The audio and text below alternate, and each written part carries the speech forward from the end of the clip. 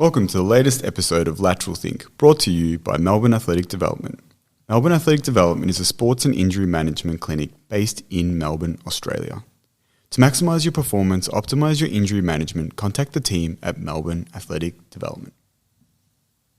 As many of you know, Jack and I have a very diverse understanding across multiple areas of practice, whether they relate to sports performance, say for instance with my background in track coaching, or with Jack and his background in yoga practice. We've combined a lot of this knowledge over time with our clinical and sports performance experiences to really develop what we do. And as you know, we love education. So what we've tried to do is take that knowledge and put it into an online learning community. We think this is important because it's an opportunity for people to interact, learn, and upskill as they try to improve the practice of what they do. So if this is something that you would be interested in doing, head to melbourneathleticdevelopment.com.au/education and get an understanding of how you can upskill your current practice. Hello and welcome to another episode of the Melbourne Athletic Development Podcast. We are very lucky today to be joined by Richard Pennington. Richard, can you tell us a little bit about who you are and what you do? Okay. Well, thanks for inviting me, guys. I'm an orthopaedic surgeon with a subspecialty training and interest in the upper limb, so from the shoulder to the hand. I work in Melbourne in both public and private sector. I've been in Melbourne for just 5 to 6 years, having been in Australia for about 10 years. So I did my core sort of registrar training in the UK, and then I came to Australia to do the subspecialty fellowships, and then for various reasons ended up staying. So it's interesting you say that because I've heard of people doing the opposite. You know, some Melbourne or Australian-based surgeons going over to the UK because obviously the network is bigger and there are different experiences to get there. What was the driver for you to come here and do your subspecialty? It's an interesting take on that because most there's some sort of kudos to an overseas fellowship. Yes, it seems that way. So it's whether you're going from the UK to Australia or Australia to the UK, there's still the sort of it's good to have an international fellowship on your CV. So for me, coming to Australia, I'd been here before, backpacking many years ago, and had a great time here, and thought it'd be a good opportunity to spend some time here again with the family. My wife's Australian, so that was one of the drivers as well. And makes it easier. Yeah, it does. Yeah. So. Do you see some differences between how, say, assessing and treating the shoulder or the upper limb through different surgeries different to Australia than, say, the UK? Do you see some differences, or is there a lot of similarity? I think the treatments are pretty similar. Obviously, it's 10 years now since I worked in the UK. I think overall, UK medicine, certainly UK surgical practice, is probably on the more conservative side in terms of offering treatment and trial of non-operative treatment before intervening with surgery. And the other big difference is the number of cases that stay overnight in hospital here, which are all done as day cases in the UK. So generally, rotator cuff repairs, ACLs, that sort of thing, which are all day cases in the UK, and are overnight stays here. So part of the thing I've been doing at certainly at Northern Health and Eastern Health which is where my public appointments are, is to try and bring that day case surgery in, because obviously there's cost savings. Yeah, of course. You'd less like to, if you don't require a bed, then you're not going to get your operation cancelled because there's no bed available on the day. Okay. So it has got a secondary effect. So do surgeons not like getting up early in the morning and doing surgery? Is that why you have to have that stay over of the night? No, I think it's partly patient driven. I think over here as well. I think there's a bit more private work over here than there is a lot more private work here than there is in the UK. And so I think if people are paying their health insurance, then they think they don't want to be rushed out of hospital. They want to stay overnight, and so. But in terms of the actual mechanics of how we treat, no, I don't think there's any major differences. And for you, why upper limb? From personal issues and injuries, actually. So my first surgical attachment was actually vascular surgery when I was a medical student. It was about year 3. So I thought, this is pretty cool. I'd like to be a surgeon. I didn't know what then. And your basic surgical training is slightly different in the UK to here. So you do 6 months in a specialised 6 months of orthopaedics, plastics, neurosurgery, general surgery. So and in the meantime, I dislocated my shoulder quite a lot playing rugby, and so as you do, yeah. So it's a common mechanism. So then, having had ironically shoulder surgery in the UK by an Australian surgeon. Did you have what surgery did you have? Actually, no. So this was my final year as a medical student. So it was just when arthroscopic surgery was coming. So I actually had an open stabilisation of my... Yeah, no, I've had a stabilisation as well. It was a bit later, obviously, than you, and it was arthroscopic. But that brings me to the interesting...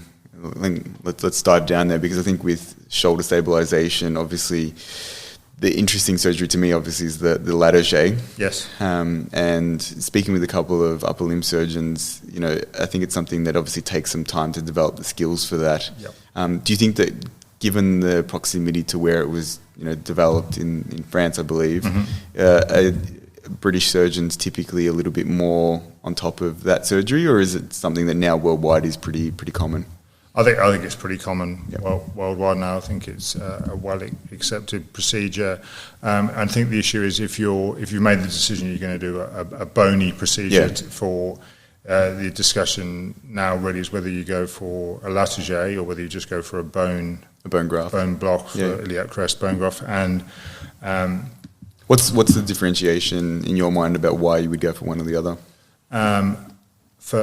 So in sort of simple terms, so you've got the bony block with both. Yes. The advantage of the lateral is because you've got the tendon attachments from the chondral tendon. You're getting like a secondary restraint. Correct. So you get a sling as you put the arm into abduction and external rotation. So and there is a small proportion of them where the bone actually resorbs or dissolves. So you take CT scans 6-12 months later. There's minimal bone left, but the shoulder's still stable and functioning well. So therefore, it's got to be the sling effect of the. So you worry in doing just a bone block on its own whether that would occur. The advantage of a bone block is you can still do. If it fails, you can still do a lateral as a revision procedure. If you do a lateral, then trying to revise that technically is very demanding. The complication rate is much higher because you've changed the anatomy, so you've lost all your landmarks, your surgical landmarks when you're going into the shoulder. So in terms of planning, I'd discuss with the patient if they're doing a sport where if they've got a bony defect and we're thinking we need to do a bony procedure. Sorry to interrupt you there. That's right. For our listeners, I think one of the discussions I had with one of the surgeons was, they always think about. They particularly look at the imaging and they look at how much loss they've actually had to that Sure. bony structure. Do you have like a percentage that you work off that you think is I'm happy with this, I'm happy to not necessarily do these bony blocks, or know that this is the amount of bone loss that I think, or coverage that I've got, and I need to then do one of these different procedures? Yeah, I think an absolute in my head would be 25% of the AP diameter. Yep. I did one yesterday, which was about 20%, so I actually did that arthroscopically because the patient had a minimal Hill-Sachs lesion. So you've got to tailor your treatment to the patient as well. Yeah. He was 25 and a carpenter and was happy to give away football. Okay. So then it's a bit different. Yeah. So then arthroscopic procedure makes more sense. Yeah. Then less morbidity. He's really a good arthroscopic procedure should have a relatively low recurrence rate, especially if you're not going back to contact or above overhead sport. So in that sort of scenario, and there was some discussion at the X-ray meeting as to whether we should be doing a lateral or not, and given the patient factors rather than just the surgical factors, then that was the decision that was made. So, but in terms of making the decision, 25% will be the absolute. If it's sort of the 20% mark, like this one yesterday, it's an open discussion. Yeah, with maybe a big Hill-Sachs lesion, that would push me more towards a bony procedure. So it's not just the size of the Bankart lesion; it's the size of the Hill-Sachs lesion as well. Yeah, and that makes sense. I think it's an interesting conversation to have with patients because some of them, they're so keen to kind of get back quickly, and having that discussion about, okay, well, you've actually lost bone structure here, and in order for this to actually get to some form of integrity, we need to really consider the surgical procedure that you're undergoing. Yep. How do you find, from your point of view, in the review, how do you find the difference between them, in terms of the speed at which they can return to sport if they do go back to sport, and what kind of process you like to see from the patient? Yeah, so I keep my arthroscopic soft tissue stabilisations in a sling for 6 weeks. Yep. And go very slowly with those. Is there a particular type of sling that you like to use, or do you just use like a standard? No, just a standard sling. I think because it was like, I'll say this from a personal point of view. At one point, I was wearing one of those sort of like those ones that had me. Yeah, the external rotation or the abduction slings. Yeah. So I think they came into vogue. Yeah. And were very popular for a while, but I don't think they've been shown in the literature to make any difference. Yeah. So it's just easier, cheaper, and also people find, I don't know how you found it, but external rotation is awkward, uncomfortable, sometimes more painful than just having your arm relaxed down there. So overall, I don't think there's any benefit to them. The only times I would use an abduction sling is a big rotator cuff tear, or if I'm doing something like a McLaughlin procedure, which is a lesser tuberosity transfer for a posterior dislocation where you've got a reverse Hill-Sachs lesion, and you want them to avoid them internally rotating. Yes, yep. So then that's really the only indication I would use for those now. Yeah, interesting. Speaking of instability, one thing that you hear a lot of discussion now is multi-directional instability. Mm-hmm. And a question I had for you is, do you think we need to look at things like multi-directional instability that's, say, associated with hypermobility? It's very different to looking at instability following traumatic incident where you've had a dislocation, for instance. Sure. Yeah? Yeah, no, I think it is different, but I think you should consider, because obviously if you look at the traditional teaching or classification of instability, it was certainly have you heard of the Tubbs and Ambry acronyms? So I actually haven't. Okay, so Tubbs is basically a traumatic dislocation, and Ambry is multi-directional instability. Now, it's an acronym. I think Tubbs stood for... I remember it. It was traumatic, unidirectional, Bankart, S, and the S needs surgery. And the Ambry was atraumatic, multi-directional, B was bilateral, R was rehabilitate, and then I was inferior capsular shift if all of that had failed. So but clearly people don't fall into one group or the other. There's a spectrum of disease or pathology like everyone else. So the more recent classification, which I think most people use, is the Stanmore classification, which is the polar 1, 2, and 3. Have you heard of that one? No. So they divide it up as a triangle. So at the top is the polar 1, which is like the Tubbs, so that's a traumatic instability, and then polar 2 is atraumatic instability, and then polar 3 is the abnormal muscle patterning. So that's the kind of the guys or the teenagers who can do their party tricks and they can just pop their shoulders out at will. So they've got gross abnormal muscle patterning, and actually if you do EMG studies on those, it's interesting, they have got definite abnormality on their EMGs as well. And then between the clearly most people fall between the three, but the idea is you consider all three because people can move between them depending how long they're waiting for treatment. They could have abnormal muscle patterning and then get a traumatic episode, or they could have a traumatic episode and then develop abnormal muscle patterning as a secondary effect.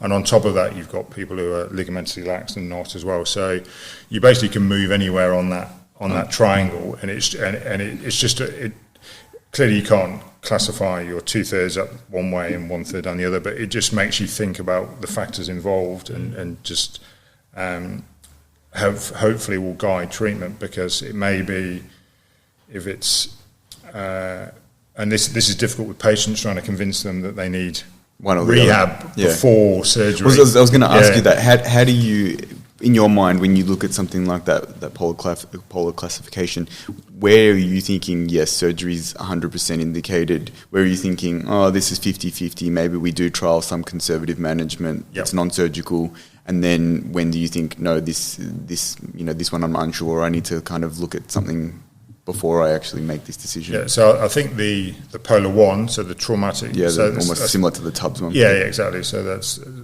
generally male contact sport, pretty well muscled and good muscle patterning. Before. Someone that plays rugby. Yeah, exactly. Exactly, yeah. And then you'd think, I want to go back to a sport that's got a high recurrence rate, so I'd like to do it again. So I think they're more likely to need surgery and more likely to get offered surgery in my practice. If you come in and examine them, I mean, they go, my other shoulder's a bit funny as well, and then you examine them and the scapula's not quite right when you're looking at their range of movement. You might think, oh, let's just hold off here. Yeah, there's something else going on as well. So and then you need to get specialist physios involved, and I would say a reasonable proportion of those then don't come on to need surgery. Yeah, because so you have to be careful then too, because even if there is an associated traumatic incident, Correct. that in itself is not going to be definitive of you do need surgery, because they might have that underlying multi-directional instability, whether it be dysfunction in their muscular patterns or ligamentous laxity, or Correct. a combination of them yeah, both. and, really. and there are other factors involved, such as glenoid version and glenoid morphology and shape of the glenoid, shape of the humeral head. But I think certainly I tend to be quite aggressive getting scans, which is sometimes problematic because patients get to read the report. But when you say aggressive, what do you mean by that? So I basically always get a scan. So I'd always get an MRI, and if there's a hint of any bony pathology, I'd always get a CT scan. Yeah, so as well. You're really trying to investigate and get as much information as you can about, as you said, those features of morphology and what changes are there, and that's very, very Correct. important for your decision making. Yeah, and to define any structural pathology or rule out any structural pathology. Yep. So you may have that patient we talked about whose both shoulders are a bit funny, and they've had a traumatic episode playing basketball, and the shoulder's gone, and they've kind of put it back in, or they've gone to ED and it's kind of gone in pretty easily. And they may get an MRI, which may look pretty much normal. May not much of a labral tear, no high signal in the human. Those ones you'd be thinking, okay, so this is more likely to be a functional problem rather than a structural problem that I can help with. So those, then I'd be pushing more towards the rehab side of things before going with surgery. Yeah. If they've got a big labral tear or a small bony bank or even a big bony bank, then that obviously pushes you more towards the other side. So. Yeah, okay. In terms of that process and that discussion, has your approach in terms of communication changed over time? We talk about this a lot, of communication, and almost we mentioned in one of our recent podcasts, the iatrogenic effect of communication. How has that kind of evolved for you? Because as a surgeon, you do have a unique position where there is a unique level of trust, at least on the medical hierarchy, that what you're saying is likely to be accurate and likely to be definitive. And definitive. That's right. Yeah. So how does that communication, how have you found yourself develop in that area when it comes to say, okay, you definitely need surgery, or no, I actually think I recommend that you try rehabilitation. Have you actually evolved that, or is it something that as your level of experience and comfortable clinical knowledge has increased, you're just more definitive and say, like, do this, and I don't really want to hear any more discussion about it? No, I think it's that's a great question, because it's really hard, and I think it's a constantly evolving thing. I don't think I'll say, yes, I've made it there now, my communication is excellent, now I know what to do, because you need to read the patient as well, actually, because what are their expectations? Exactly, because if they've been seen by a trainer at the side of the field, he put the shoulder back and right, you need surgery, or the GP's read the report or they've got the report and they said you need surgery, or their friend had it and they had surgery. It's really difficult to kind of unpick that. I think it's helpful especially if they're young, if they're sort of 18, 20, if they come with a parent, it's actually really useful, because the parent can kind of reinforce the messaging. Yeah, exactly. But and quite often they do in that age group, which is useful actually. But I think it's difficult. I think if you've got a scan report and you think they don't need surgery, I think you have to be positive about the fact they don't need surgery. So you say, great news, you don't need surgery because of X, Y, or Z. Now, the problem is some people treat based purely on the scan, and if the patient has it in their mind that they need surgery and you're not offering them, they may well go shopping. Yes, exactly. How do you that was the follow-up question? How do you deal with those people where it's sort of the opposite situation where you think they need surgery but they're actually maybe scared of the surgery, or they were sort of maybe initially told you don't probably need it? How does that process go? Or are people generally quite trusting when you put that recommendation forward? No, you get some. No, most people are. I would say yes, but you get some patients go, "Oh, I was hoping to avoid surgery," or that sort of thing. So in that scenario, I would got quite a collegiate bunch of colleagues. So we certainly at Eastern Health. So we have a upper limb meeting every sort of 6 weeks, and so we discuss X-rays. So quite often I say to the patient, okay, well, we have a meeting of 6 shoulder surgeons. Yeah, we'll discuss this. We'll discuss it then, and I'll give you a call after that. So I've got 2 patients. That's good. To discuss at the next meeting, and then most people bring a couple of patients. Sometimes we bring patients in and examine the patient in front of everyone. Cool. So it's quite a good process we've got going on. It's a really nice process that I think gets formalised in the public setting more so than it seems to happen in private. We've tried to set that sort of environment up here in our clinic, and we always find it quite interesting because of timetabling, sometimes you say to someone, okay, you need to be in rehab twice a week, whatever, and you're like, oh, I'm going to put you with such and such. Yep. And they say, oh, but will they know what to do? And they say, well, we kind of work as a team. So understand that, like, not only do we have similar philosophies, but we actually work in a way in which we're trying to achieve these outcomes through collaboration anyway. Yep. Often if it's a difficult case, we're discussing it in our team meeting because someone's saying, well, I'm trying this, but I'm not actually getting the outcome I want. What other steps can I take? Yeah. I think that's a really nice thing that seems to be very well formalised in the public setting. And I think from a surgical point of view, I'm sure it happens a lot in even the private as well. Yeah, I mean, that's exactly right. The kind of reinforcement that you're having the right treatment, because that's, I guess, in some cases, that's one of the reasons why you're bringing patients to these meetings, is to reassure the patient that that what they've been advised is the correct thing to do. This meeting, though, it's not just public patients. It's any patient. It's just to have a discussion at a kind of consultant level of interesting patients or difficult patients. So sometimes they're public patients, sometimes they're private patients. I think sometimes patients aren't happy to wait because that meeting's every 6 weeks, and I go, okay, well, I'll offer you a second opinion. Is there anyone you want to go and see? So always ask the patient first if there's anyone they've heard of they want to go and see before. Otherwise, I'll recommend someone. Yeah, it's interesting, and it's really pleasing to hear you talk about this.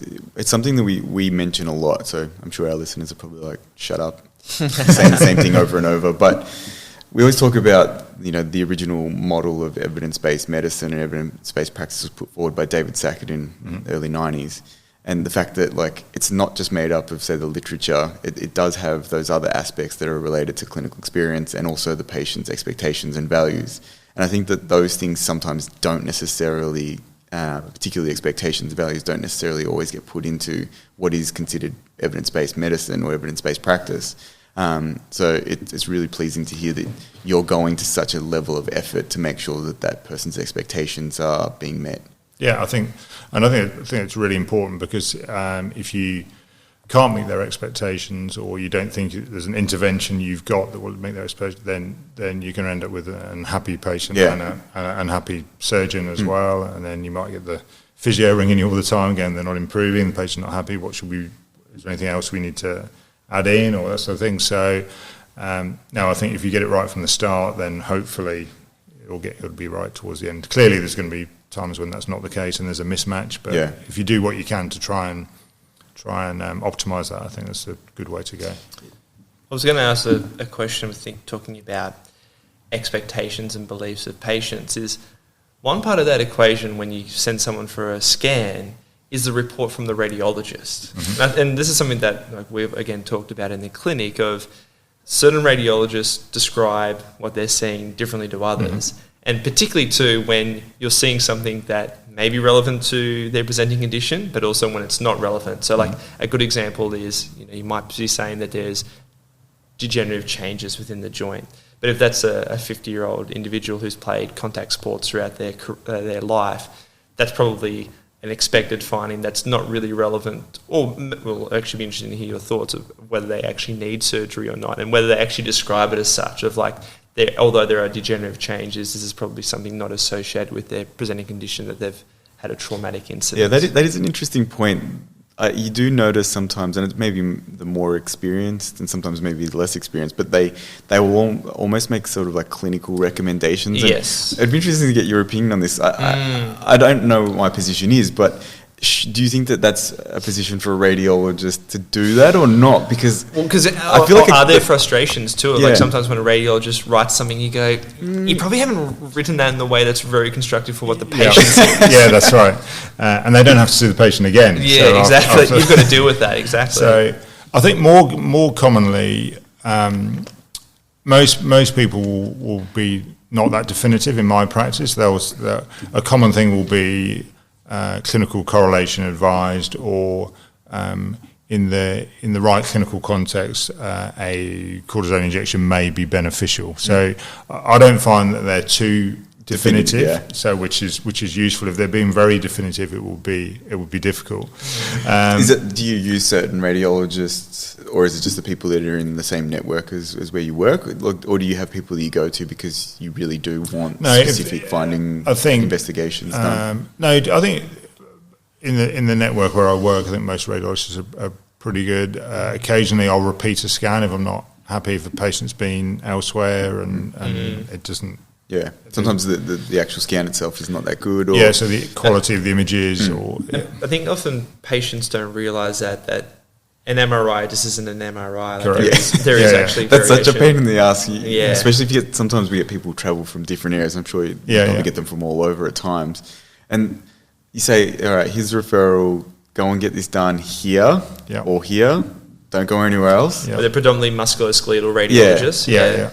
And we usually seeing sporting conditions or whatever, and then they'll go and get it somewhere. And even with our limited radiology sort of understanding, you look at the scan, you're like, okay, I think this was done on a Nokia 5210. this MRI, this is an ultrasound. Like, what is this? That's right. So it's interesting about the patients getting their reports, though. What you were saying, because in my practice, most of the time, because the GP is going to arrange it, they'll arrange an ultrasound, which is really variable, even more variable than the MRIs, as you're subjective, aware. So, and then the patient reads the report, and so I don't even bother reading. I examine the patient. Take a history, examine the patient, and work out what I think is going on clinically, and then and I'll get an MRI, and I know MRI is very sensitive and can pick up things that maybe not relevant, but that's why I think part of the skill is reading that in relation to their findings, and because they'll get the report of that as well, so they'll come back and they'll go, well, what about this or what about that, and I say, well, that's not clinically significant. So, you have that so often, and I know that I always find it hard to almost not laugh, that someone will have some sort of, say, traumatic incident, say they're out skiing. They felt, the instability incident. You think, they've probably done their ACL in their knee. And I went to the GP, and the GP did, an X-ray or something. And you go, okay. And they go, so it's definitely I haven't done my ACL. That's right. Unfortunately, we probably can't tell from we might see some things, but we're probably not going to see that. You're going to have to go get the scan. Yeah. And then it comes back, and you go, you've done it. And, but the GP said that I'd be okay. And you're like, well, that's the other thing as well as the scans. It's the first provider. I think a lot of weight is put on what the first person they see tells them, and they've got that in their head. And even though they're seeing someone else, maybe seeing you guys, then going to MRI, it's already embedded that I'm gonna go completely off tangent, so tell me to pipe down if I'm going too far left. But I heard a really interesting theory of a similar thing about, it's like almost like first respond. It's like a psychological thing where it's like the first responder kind of bias, where, say with COVID, one of the ideas of why the whole world locked down was because when it first happened, it happened in China, and China locked down. Yeah. So everyone thought that was the appropriate response to this, novel virus. Now, I'm not commenting on whether it was or wasn't. These days, hopefully it's behind us in that level of sense. But it's interesting because there was discussion by a few people who said if it had have happened, say, in a country where that wasn't their first response, what would the rest of the world actually done? And I think that bias seems to be very prevalent, as you mentioned, when you have a patient where the first response they get from some sort of healthcare professional is X, then everything is framed off that response. Yes. And to me, that's a very interesting idea. I don't know where I'm going with this, but essentially, I do think that there is something about understanding what your communication is and how definitive you maybe need to be, and sometimes how you need to leave things open, because if you give someone a label, they will attach to it really quickly. It's actually, it makes me think of, John, and you and I have talked about this before, where we're fallen into the trap on the other end of the spectrum when someone presents and you go, oh, look, actually, it's not as bad as you think. But again, if you word it in a way where like, oh, you're going to be fine, and they go, well, hang on, like, it actually hurts so. Like, and it's not to say that you're going, oh, no, I'm not saying that you don't need treatment or that... you don't need to rehabilitate totally. this, yeah. But you almost throw them off because they're like, well, hang on, there seems to be something wrong. And like, no, there is, and we do need to actually address this. We've had this problem recently, Richard, you'll probably laugh, and this is admitting our own ineptitude. Yeah. Where as you get more experience as a clinician, you've seen similar presentations. So in your mind, you're very confident about the outcome that you can get for them. But we're very casual, as you can tell now, and we're not this casual with patients, but we're, we try not to be overly formal with people because they're people. Yes. And so you say to them, yeah, look, it's this, you're going to be completely fine, this is the protocol, what we're going to do, whatever. And there's been times where they'll get 3, 4, 5, 6 weeks down the track and they're rehabilitated, and they are making significant progress. But they're going, why is this taking so long? You said this was going to be really easy. And you said, oh, okay, like maybe I shouldn't have used those kind of words, because I've actually set them up to think that this was going to be a process that was going to be fast. Even though the process is clear and there's clarity around what we need to do, we've probably given them the wrong message by telling them, oh, don't worry, like we've got this sorted. It's one of those situations where you're like, okay, I can see how this is going to unfold, as opposed to the ones where like, maybe you do need to get a surgical opinion, or actually this might take several months, or actually there's a lot going on here, we probably need to work further through investigations, send you to a sports physician or whatever it is. I mean, I think especially for allied health, because you guys spend so much time with the patient, so you obviously have a lot more conversation and chat than we do, and so I think so. I'm not blaming you guys. We say some dumb things, don't worry. But I think there can be the occasional casual remark, which to you is nothing, but to the patient is they put a lot of weight on it, and then that builds up in their mind, and then it's like that example of but I did my disc, I was told I did my disc, and they don't even necessarily know what that means, and they associate that it's forever this pathological state that will never heal and makes them more vulnerable. We've had a lot of that recently, like obviously Jack is colleagues with David Delaharp. The spinal surgeon, and we had him on the podcast, and he was saying that like the number of times that even Jack's referred people to him for a surgical opinion, and they'll say, Jack's already explained to them that they had a disc injury 10 years ago, and they still think that that's the pathology that's causing the problem. And Jack will be saying, well, there's probably not much evidence, it's probably reabsorbed by now, and this and then he'll say, okay, well, I'll send you to David. David, he's one of the top surgeons in this area. And David will go, oh, that pathology is clearly, healed now. Like, this is a different issue. I'm going to do this, and this investigation. And they come back and they go, yeah, Jack, you were right. You were right. David did say that I don't, it's probably not that old injury. Like, it's the whole thing about needing external validation sometimes. I remember hearing a podcast with, I don't know if you've heard of Kieran O'Sullivan, who's a physio and a researcher over in Ireland. Okay. He does a lot of work in back pain and chronic pain. He used this example of a case study of a patient came and saw him with long-term low back pain. He goes, well, I know what the problem is. I've been told it from the scan. I've got this thing called a vertebrae. And Kieran, the clinician looks at him going, yes. And so obviously, and it's not that someone said, oh, you've got a vertebrae, but obviously through all the jargon, they heard vertebrae, they attached to it, and they thought, I hope this person has a vertebrae. Exactly, hopefully multiple. And they thought, okay, what's this weird vertebrae thing I've never heard of before? That must be the cause of my symptoms and my problem. And so it's interesting what people latch onto, what they hear when you tell them. Definitely. I mean, the best example in my practice would probably be proximal humeral fractures, which I treat non-operatively. So I get them in the rooms, having been seen in often a public emergency department, and they've been told they need an operation.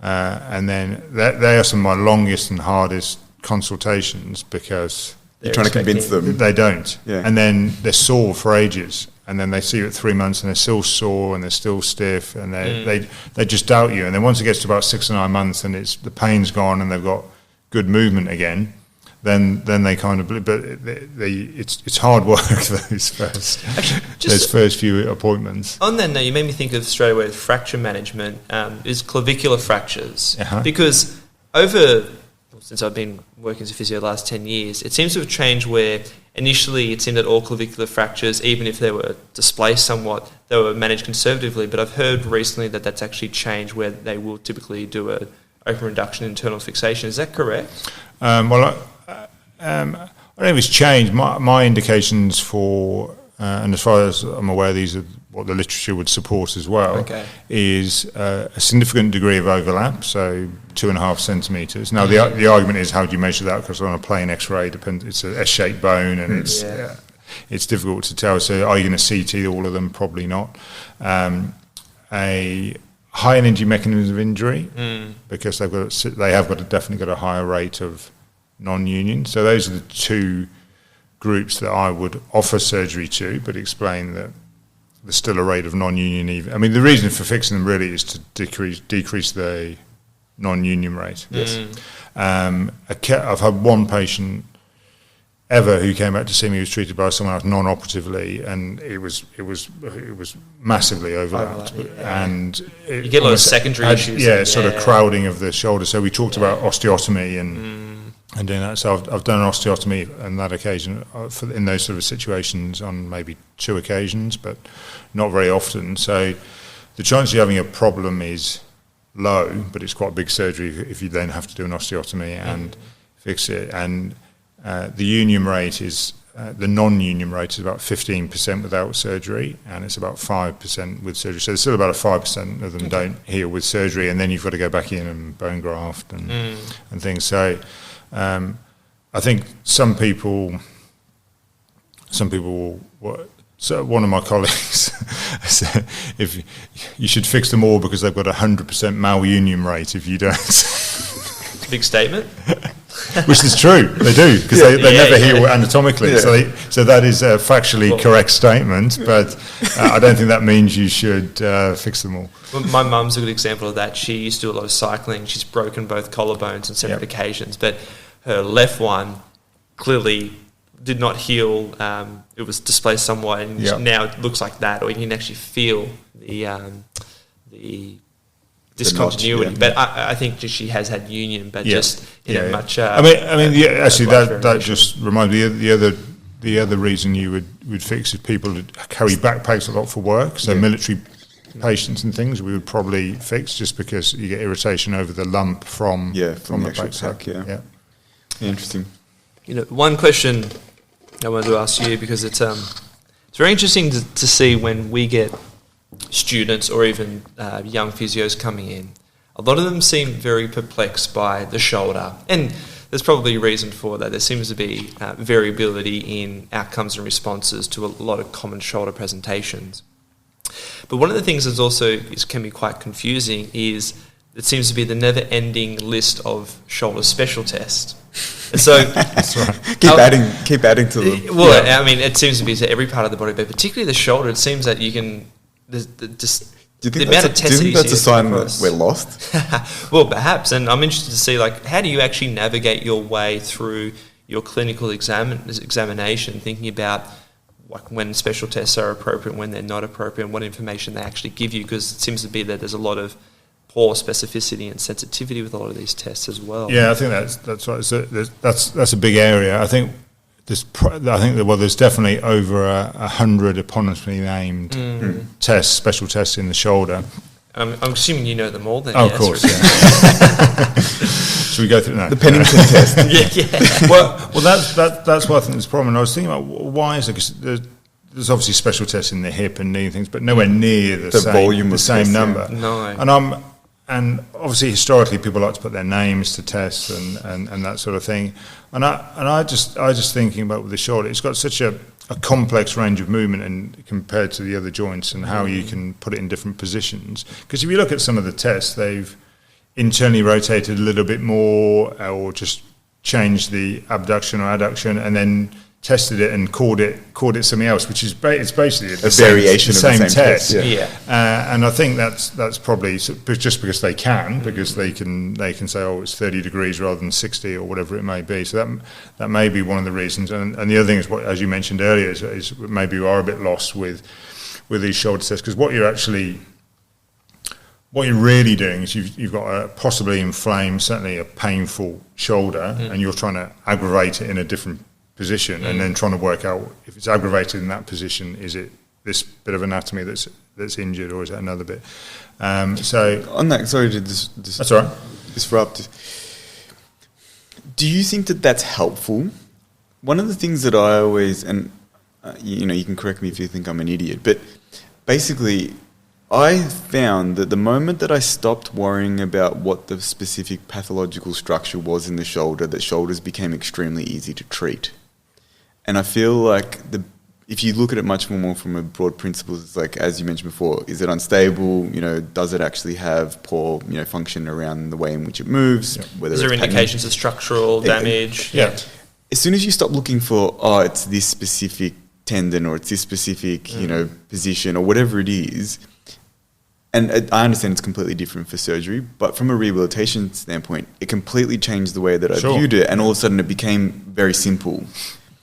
And I feel like our huge desire, particularly in healthcare, to go down the pathoanatomical kind of course of managing injuries or musculoskeletal problems, sometimes gets us into a lot of trouble, because we miss, as I say, you miss the forest for the trees. Yeah.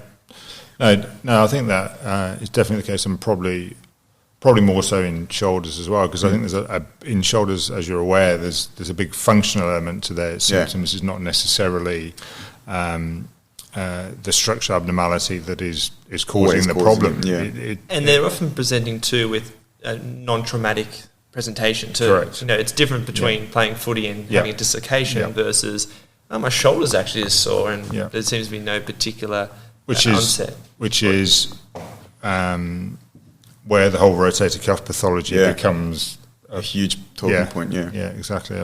A minefield, really. So in terms of examining, there's probably about 4 to 6 special tests that I would use regularly. But like you say, you take a history and find out what is actually bothering you. Is it weakness? Is it stiffness? Is it pain? What really is kind of going on here before you even examine the patients? Well, I think that sort of goes back to John's point, because particularly with weakness or stiffness, is if we modify them, how does that actually change your symptoms? And it's a relatively simple, straightforward thing to do, but I think it's often overlooked of how much have you developed either inappropriate movement patterns or even just things like postural related because of an imbalance in your stiffness or weakness is actually starting to irritate or potentially to stretch a particular tissue structure, where if it's a stretch for a long period of time, you start to get changes in its perfusion. It starts to become potentially inflamed and start to send nociceptive signals. Yeah, and then you've got knock-on effects as well, and you've got postural effects. People are sitting at computers all day, sort of slouching, and they're kind of getting tight at the front and weak at the back, and I think there's lots of effect, which is why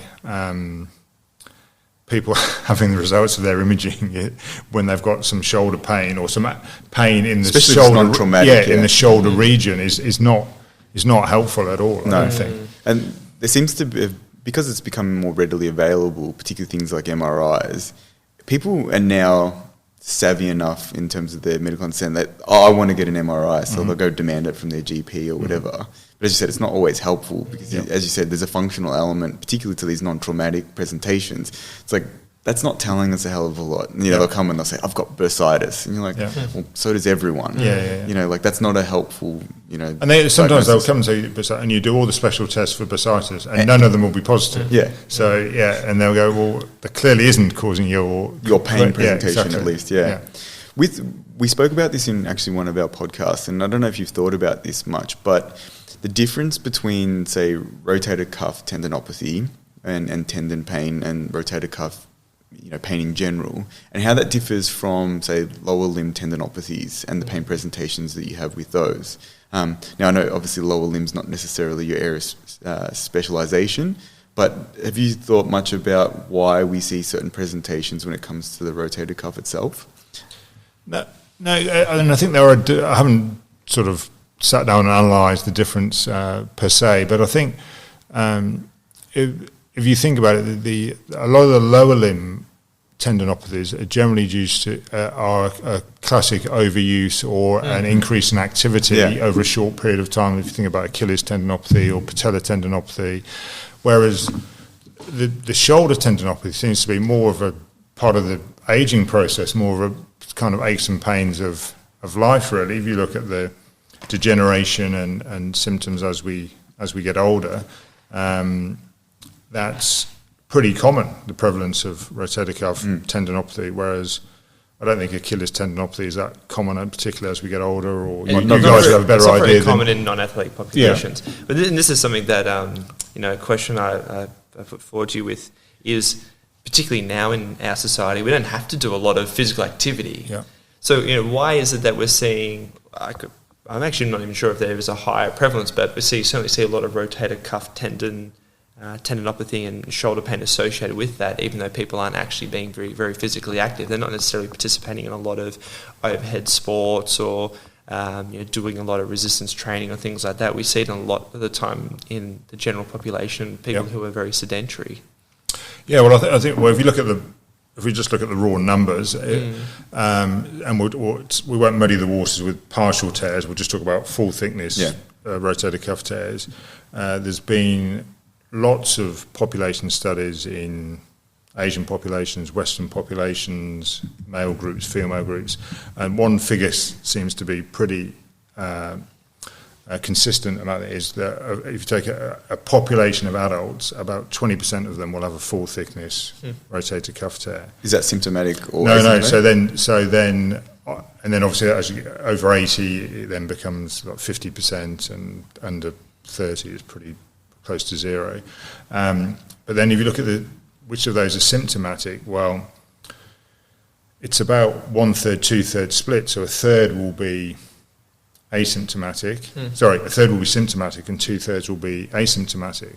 And the interesting thing is, when you get older, although the prevalence of tears increases, the percentage of those that are asymptomatic also increases. So it's more than 2/3 of them are asymptomatic. So and like from that general development point of view, have you thought about like why do we actually develop these cuff tears?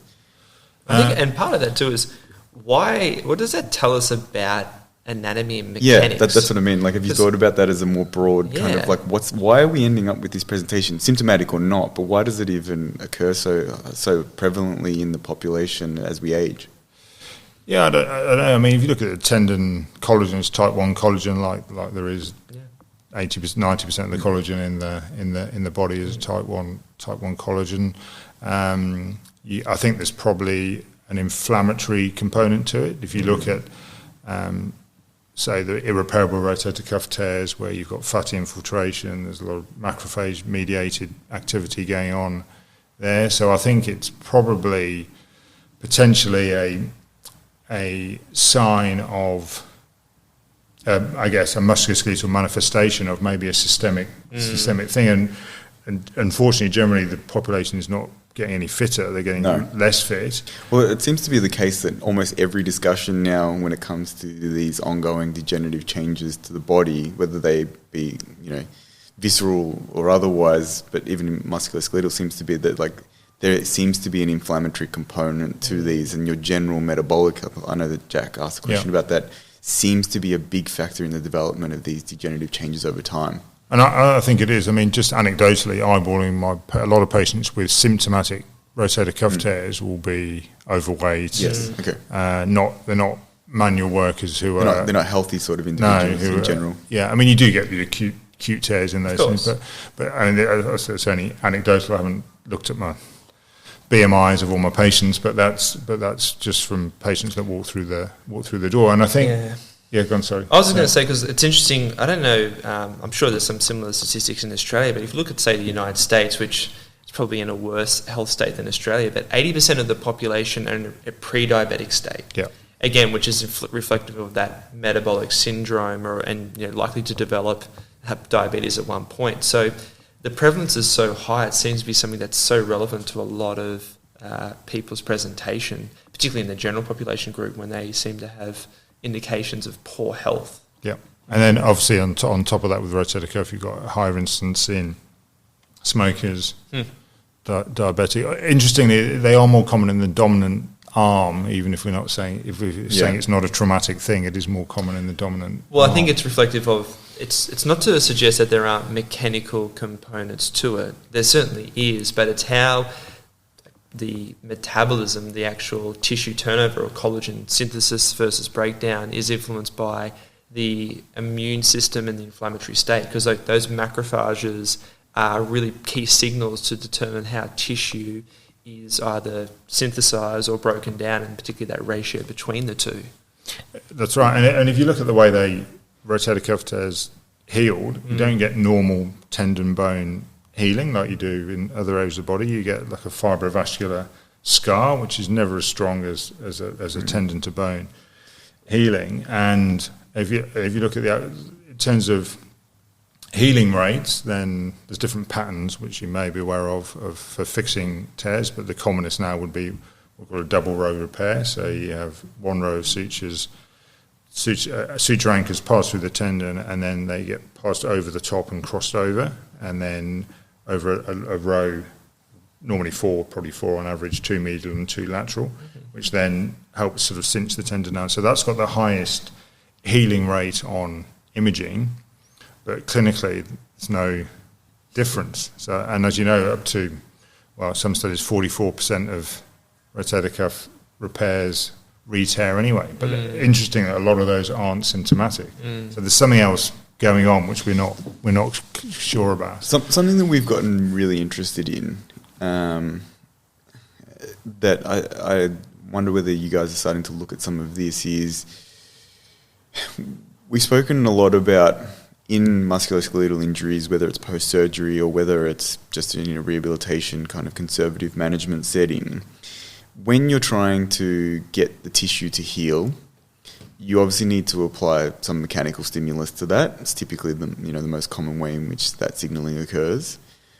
It needs to occur in a metabolically healthy sort of state, otherwise that inflammatory response is probably going to lead to poor signaling.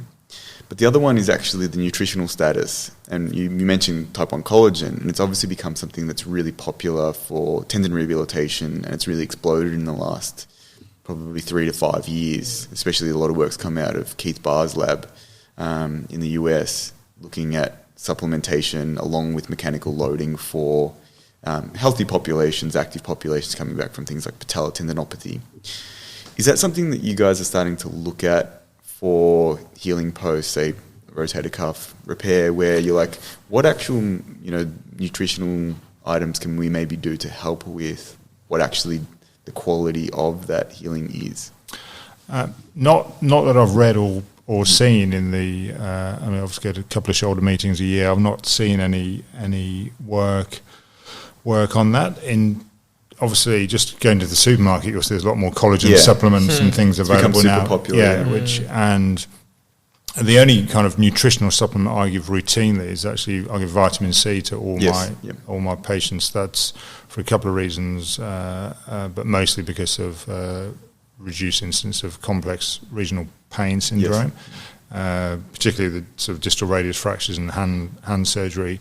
But also there's some studies that show that... Is there a mechanism that... No. Not that anyone knows of. People doesn't know what, but it's pretty consistent. It's one of those anecdotal things, and they looked at. It was actually the study on that was to digress. Go. The original study on that was done by a anaesthetist, and it was probably about 2007. It was done, so it's quite a time ago now. And this was particularly with distal radius fractures, and he looked at different doses and different lengths of treatment, and over a huge population number, huge study numbers, and found that there is a benefit in reducing the incidence of CRPS, and the actual dose that you needed was 500 milligrams for 50 days. Mm-hmm. That's quite an odd prescription, because most of them come in 90 tablets in the jar, and they're a gram, so it's easy just to give it for because you're not going to get any adverse effects. So I just give it for 3 months. So. But then there's more studies recently from the States, and this was in the lower limb, when they're looking at analgesic requirements post hip and knee arthroplasty, and they were actually doing the study to look at CLPS, and they found, as an anecdotal finding, that the group that were having vitamin C required less opiate analgesia in the post-operative period. So again, I'm not sure on the mechanism of that, but I think nutritional things will probably come into play more generally because they're cheaper, safer, non-addictive. It makes sense on lots of fronts. Now, obviously, we need to validate that they are actually effective. Otherwise, you're just taking these things for no reason. Well, but it is a strong antioxidant, so you wonder if it's altering someone's redox status and how that influences perhaps like centrally mediated mechanisms and the autonomic nervous system regulation. The one that we're super interested in, we hope someone does the studies because we're not in this, is the use of type 2 collagen for articular cartilage. Yes. It hasn't really... As in oral supplementation, you mean? Yeah, it's hard to get because it's only in certain things like... cartilage. Yeah, it's in cartilage. Yeah. So you actually, type 1 collagen is easy to usually... Because you get it from skin usually, from bovine. Yeah, I was going to say, most people probably don't want to hear it, but they usually boil down bovine skin and then you turn it into powder. Whereas the type 2 collagen, usually one of the supplements that you put forward was made from trachea.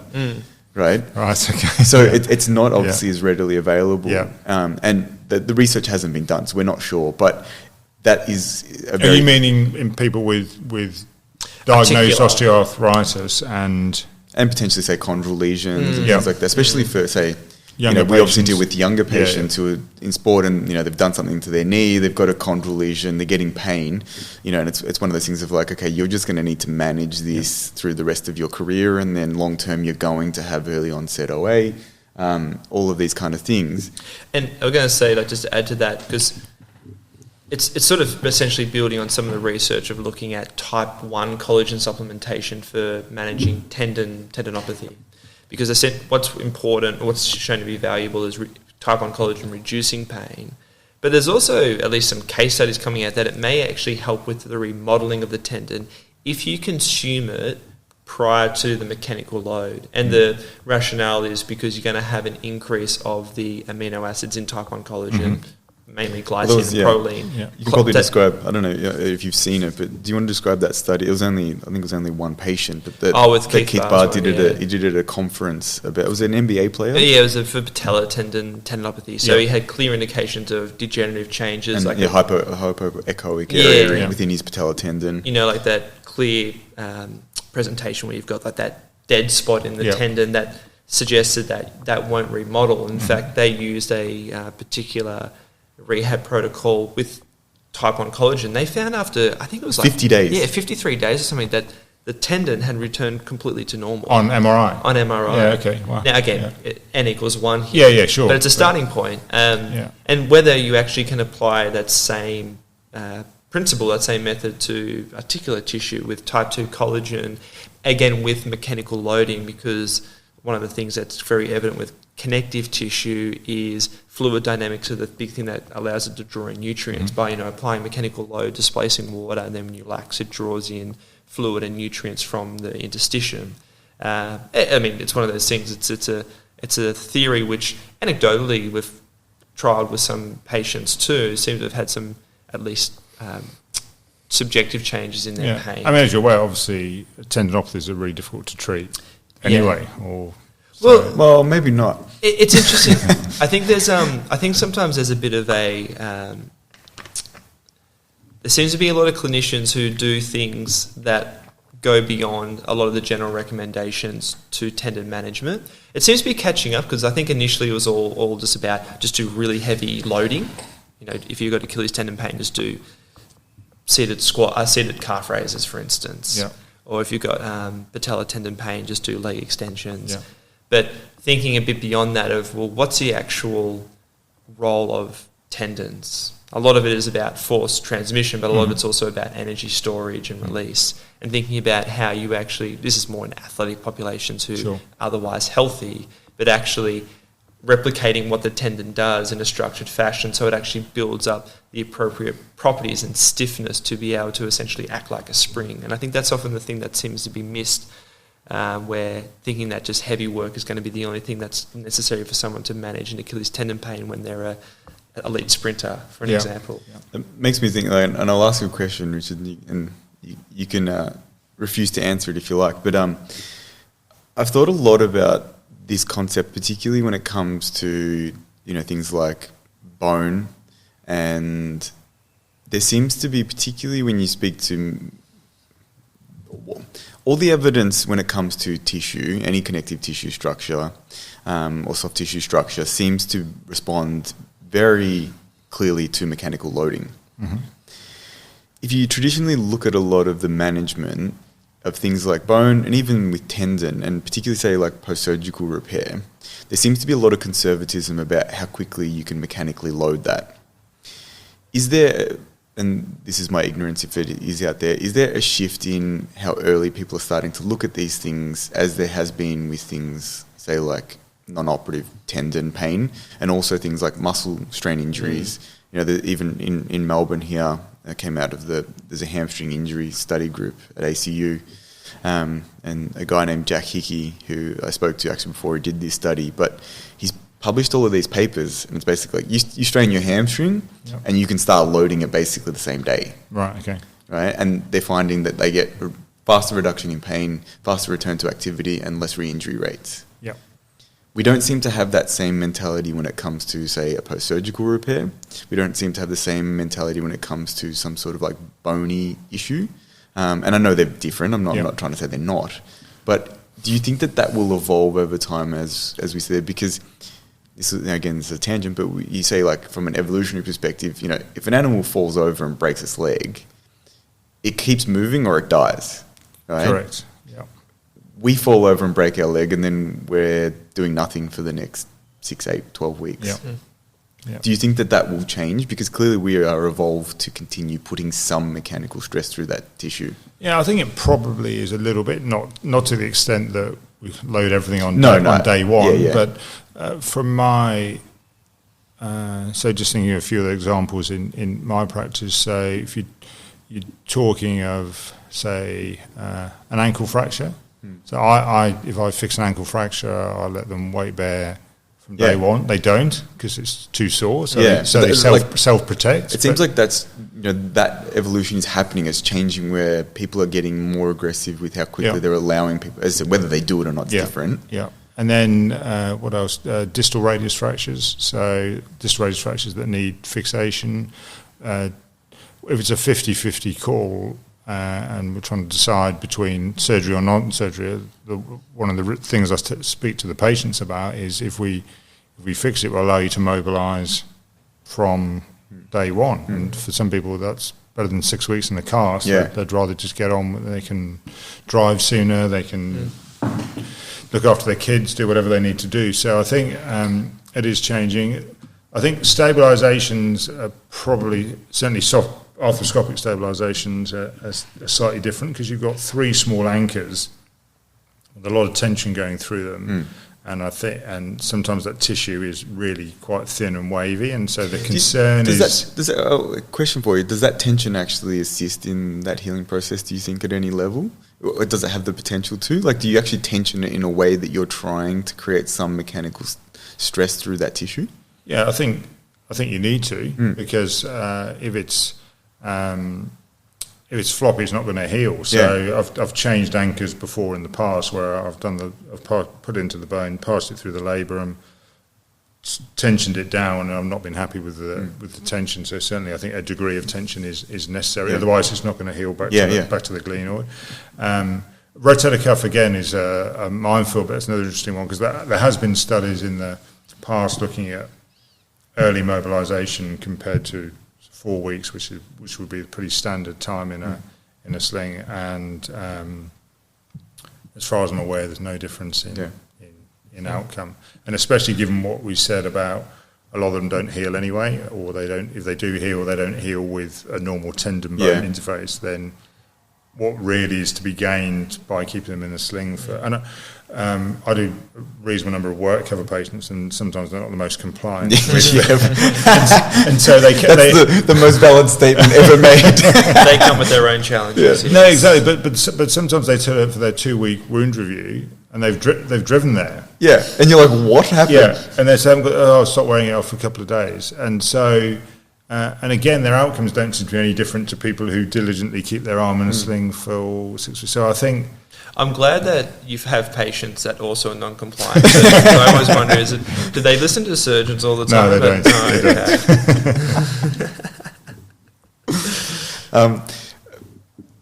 We've ticked over an hour and 5, but if you're happy to keep going, there's a couple more questions I actually wouldn't mind asking you. Like, I think you sort of have touched on just there, like, some ideas around sort of how you attack these things. And it's always, every time we have a surgeon on, I basically ask the same question, but it's one of the cool things that I think about surgeons and surgery in general is that, to me, it differs a little bit from other areas of medical practice, where and I think it comes a little bit with the territory, but they seem to have much more of an exploratory kind of, and almost an engineering sort of idea of how they approach things, because they're trying to solve problems that are often unique to that person, their anatomy, as you mentioned before, the desires that they have for what they want to return to.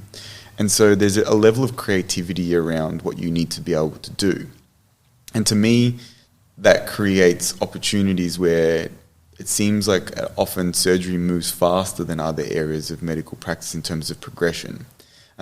Is that in any way something that attracted you to surgery compared to being, say, a physician? And do you think that will continue on as we go forward, now that things are seemingly becoming a little bit harder to kind of push the envelope when it is in terms of innovation? Yeah, there's a few questions in there. So I think...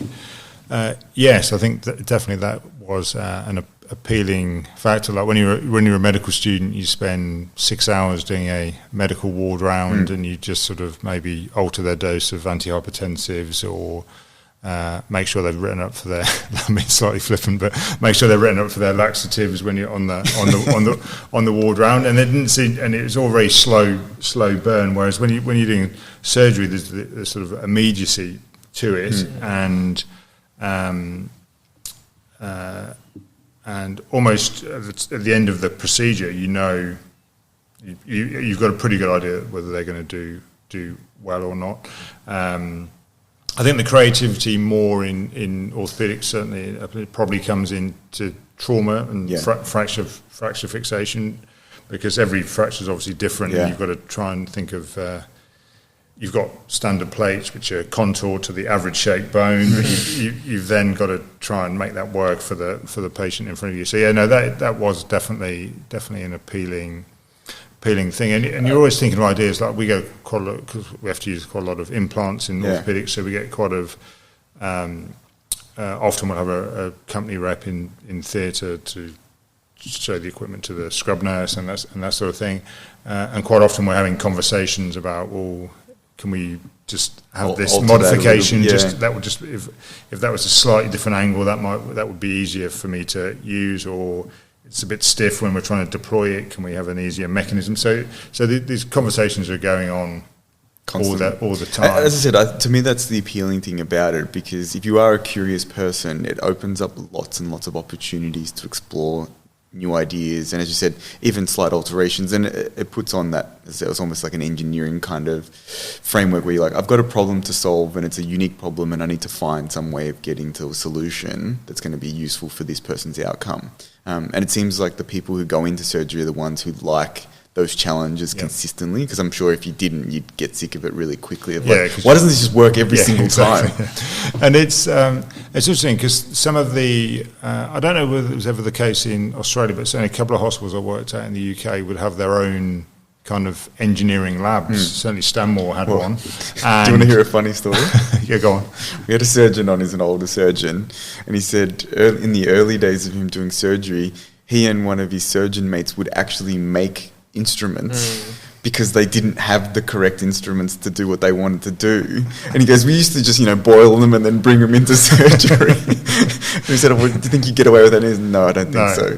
No way. So some of the, I guess, creativity has been taken away or the immediacy of the creativity has been taken away because you can't just go home and rug something up. Yeah. But, the hospitals used to have their own engineer labs, basically. And so there was the Stanmore hip. I did my first year on the training program was a place called Hastings, which is on the south coast of England, and we had the Hastings hip there, which was the only place they ever used it. It was sort of, because obviously then everything gets taken over by the big companies. And it's better for consistency of development, manufacturing, and all that kind of quality. So there was that side of things. So certainly there would be a lot of previous generations of surgeons would be down the engineering lab and tinkering with things.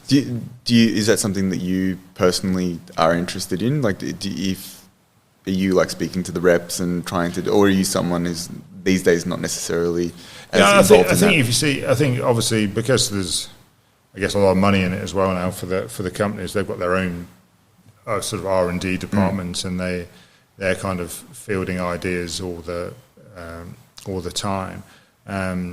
It's difficult as a single surgeon, I guess, to come up with the idea. So some of the smaller companies are more open to it because there's payoff for them if they get something correct, and also I guess there's less hurdles to get through in terms of if you want to go to one of the big companies in it's corporate structure, head office in the state, exactly, and they'll have their kind of design surgeons in the States, and it's really difficult to break into that sort of thing. So there's a few little things that we think about, and we talk to them, and sometimes they pay off, and sometimes they don't.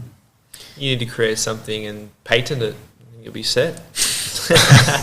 Only when it's other people use it. Yeah, well, that too. All right, and typically the last question we ask a lot of our guests, and it doesn't have to be related to your profession, but what's something that you are currently exploring or interested in and you're learning about that is getting you excited at the moment? So I got the question sent through, but there was the exercise physiology tag, which so I'm thinking on the spot here. So it could be anything. So it actually does tie into the kind of because I think we're all in a kind of pro-inflammatory state, and I think that's got, as well as tendinopathies, it's got problems with every chronic cancer disease, and everything, basically diabetes, everything. So something I'm exploring and doing at the moment is cold showers and cold water therapy. I don't know if you've had guests that have done that. I've done that before, but that's taken. So now I basically cold shower every morning. It's very unpleasant. Yeah, it has. It took about 10 months probably to get. Oh, really? Yeah. So I started off with a few seconds at the end of the shower, and then you build up, and then now I can just get in the shower. It's not. There's a lot of. There's a big psychological component to it. Absolutely. So you have to deep breathe and then be in the right mindset to go in. And unfortunately, where I live, I don't live that close to the bay, but I'd love to do some cold water swimming as well. So I think the stuff I've been reading about that, there's an anaesthetist who's written a book about it from Brighton in the UK, and it's also quite popular over here. So because of the anti-inflammatory effects, mental health, and so that's something I'm pretty interested in. And also regulating your autonomic nervous system, you get a massive parasympathetic response, like post. Initially it's sympathetic. Initially it's sympathetic for sure. Yeah, well, that's right. So because obviously the face is different to the rest of the body, so you shouldn't plunge your face under. So you have to.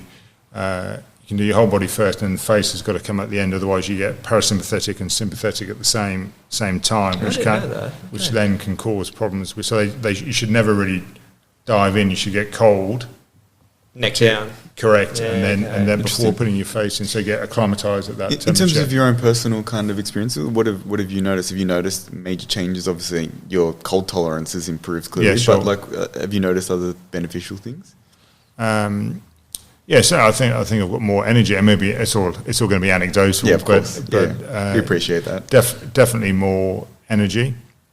Generally pretty happier, and I think more focused as well. Actually, which it's difficult to attribute that to one thing. Yeah, exactly. It all accumulates, I guess. What about heat therapy? Do you do any sauna or anything like that? Yeah. No, I've never been. There's also a lot of really good research for that as well. Well, they sort of work on a similar mechanism. One creates cold shock proteins, one creates heat shock proteins, and essentially builds up your antioxidant defense system. Essentially, your endogenous secretion of these compounds that essentially balance out all that pro-inflammatory state that we're getting from poor sleep, poor diet, too many stresses in our life, pollutants. Yeah. I mean, it's difficult because I've been doing that with intermittent fasting and maybe sort of more ketogenic diet, so they probably all play into the effects rather than just it's not the mechanisms exactly the same, but they're similar kind of things that they're trying to attack. Yeah, particularly ketogenic diets and fasting. Yeah. And upregulating autophagy. Yeah. Alrighty. This has been a really enjoyable talk. Thank you so much for your time, Richard. Thank you guys. Thanks for the invite. Great. Thank you.